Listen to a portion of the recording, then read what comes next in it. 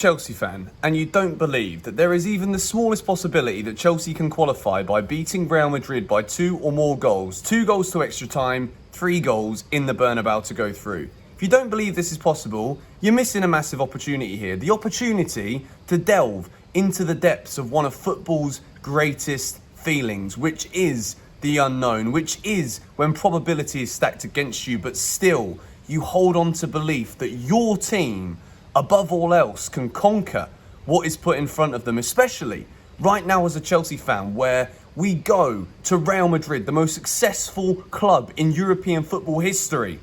And I, at least, have a feeling that even if I sound like an idiot, it's possible. We can do this. Why do I think we can do this? Well, firstly, yes, guys, welcome back to another video. Welcome to my Real Madrid versus Chelsea Champions League knockout quarter-final second leg preview. Chelsea are 3-1 down from the first leg at Stamford Bridge, where Real Madrid came, an incredible hat-trick from Karim Benzema, one of Europe's known marksmen, 34 years old, 2 magnificent headers, and then an instinctive, sharp interception from about 25 yards from a Chelsea error.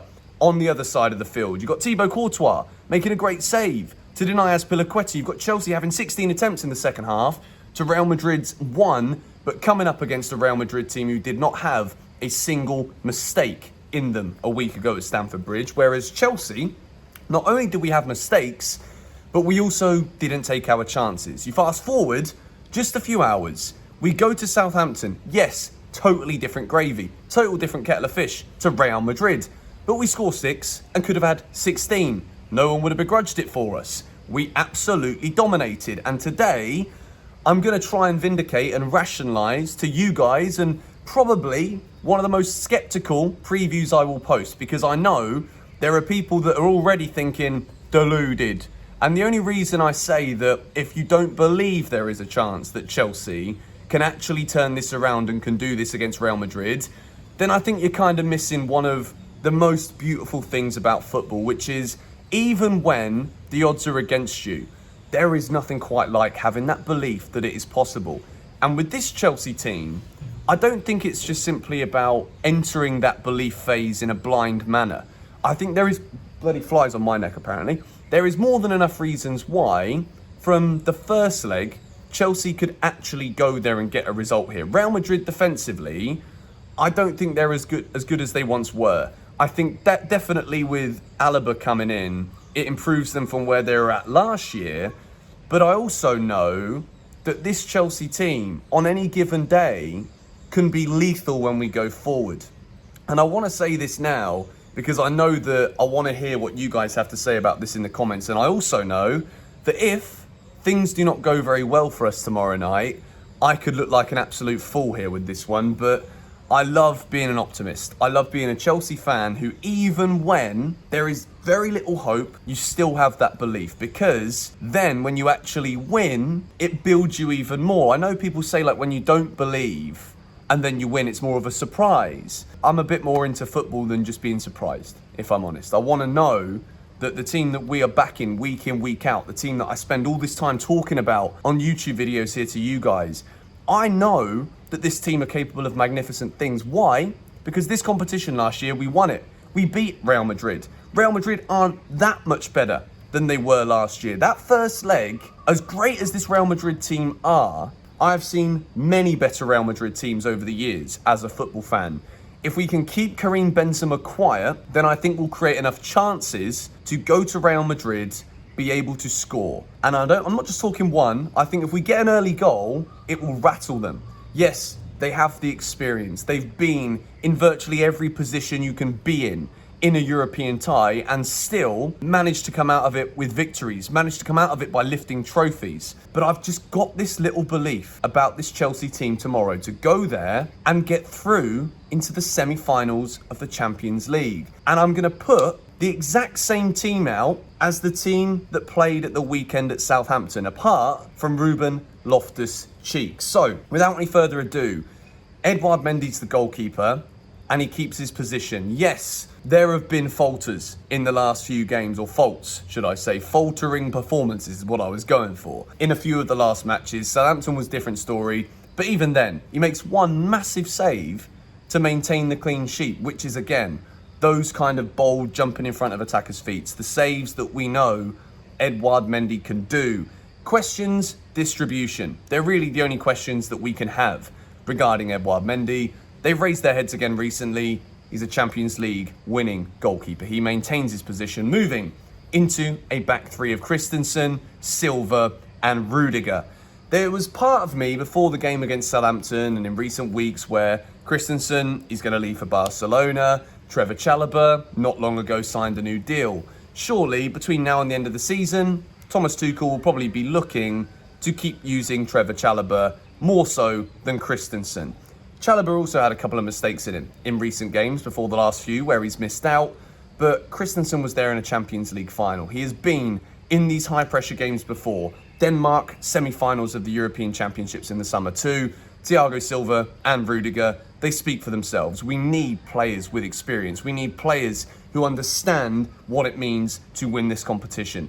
And that is, again, why I have the belief in this Chelsea team, because we're not just attempting this blind. We're coming into this as the champions with arguably nothing to lose in this game. Everyone is backing Real Madrid to go through from this. They won 3-1. It looked convincing, but if you watch the game closely, I don't think it was as convincing and as one-sided as a 3-1 away win would actually suggest. Moving into the wing-backs. Azpilicueta, still not entirely sure. I know Tuchel's done his press conference. I haven't watched the full thing yet. I just came home and was too gassed to make this video for you guys because I want to get the preview out early to build the hype. And if you're not a believer, I want you to start believing, because for the next day or so, you'll feel a bit better about Chelsea going into this game tonight. Reece James in the right wing-back position. And then you've got Marcus Alonso over on the left-hand side. Whatever we think about Alonso, he answered a few critics again at the weekend. Critics that he does continuously answer after a poor performance. But this Real Madrid team going forward, they do look so much stronger than they were last year. If I bring it in a realistic element, as much as I've said I think we're going to do it, I do think we're going to do it. I'll tell you my score prediction, how I think it's going to go in a minute. But Real Madrid on the wings, Chelsea need to be so careful. Last week, Reece James, Thiago Silva caught out of position at times, Christensen too, so that then when Real Madrid counter-attacked, all it needed was a pinpoint cross in the air, Benzema flick. He's the best striker in the world. He's going to score. It does get harder with it being at the Bernebeu, with the fans inside the stadium too. But I believe we saw a fight from these Chelsea boys. We saw that we're almost offended by the nature of the results, offended by how people start to jump back on the team again just because, you know, things are going bad off the pitch. We had a few good wins in a row. Maybe performances weren't excellent. But when you get two big defeats at home, people do start to jump on you. And you look at Mason Mount, Reece James. Even when Reece came on against Southampton, you could see there's like a chip on the shoulder of some of these Chelsea players who know that it is their duty to make sure that 110% is given. With everything going on off the field, we need enough Chelsea boys to know what it means to give absolutely everything and leave it all on the pitch. Mason Mount was the key for that at the weekend, but another man who was absolutely key in that victory against Southampton at the weekend, Mateo Kovacic, and he's partnered by N'Golo Kante in the middle. We've talked about Kante. I've said that the consistency with the inconsistencies from N'Golo Kante does worry me. But Kante and Kova, they boss the Southampton midfield. This Real Madrid midfield is totally different gravy. It is more than a level up. It's a few levels up. But I think at this moment in time, to bring Jorginho into this starting 11, we need to work with momentum here. Thomas Tuchel knows that the odds are firmly stacked against us, but with that result of the weekend, I want to keep the team as simply close to that as possible, because winning 6-0, whether it's against a non-league opposition in the FA Cup or Southampton, a Premier League team, that gives you confidence. That will give these Chelsea boys that little knowledge of remembering, you know what? We can blow teams away, and when we need to score goals, we can score 6 or almost more in that Southampton game if it wasn't for the woodwork and Timo Werner's bad luck. Speaking of Timo Werner, this is the controversial part of this video that I know a lot of you are going to disagree with.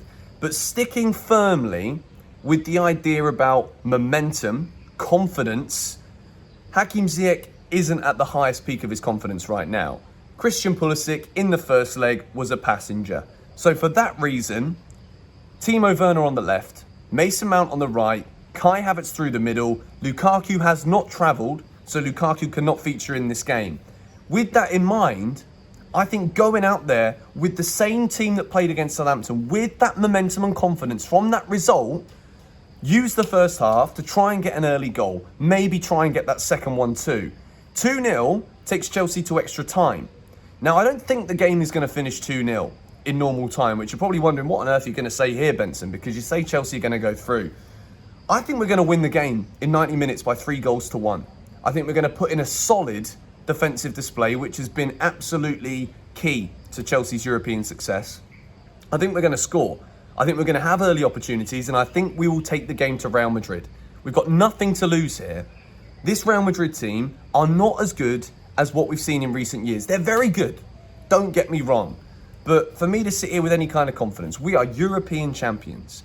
We had a couple of bad results, but we've had a very good season despite all of the turmoil and chaos. We have got, in my opinion, one of the world's very best managers. And we've been here and done it before. I think we're going to win 3-1, and then I think we're going to score again in extra time. I don't know why. I know a lot of you are going to think I'm nuts and crazy for this, but whether it is just my blind optimism, which is how I love being a football fan, I think there's also a real genuine possibility here that if Chelsea do take the game to Real Madrid, knowing we have to, we've no choice, then there's goals in this team. And I think we're going to get it.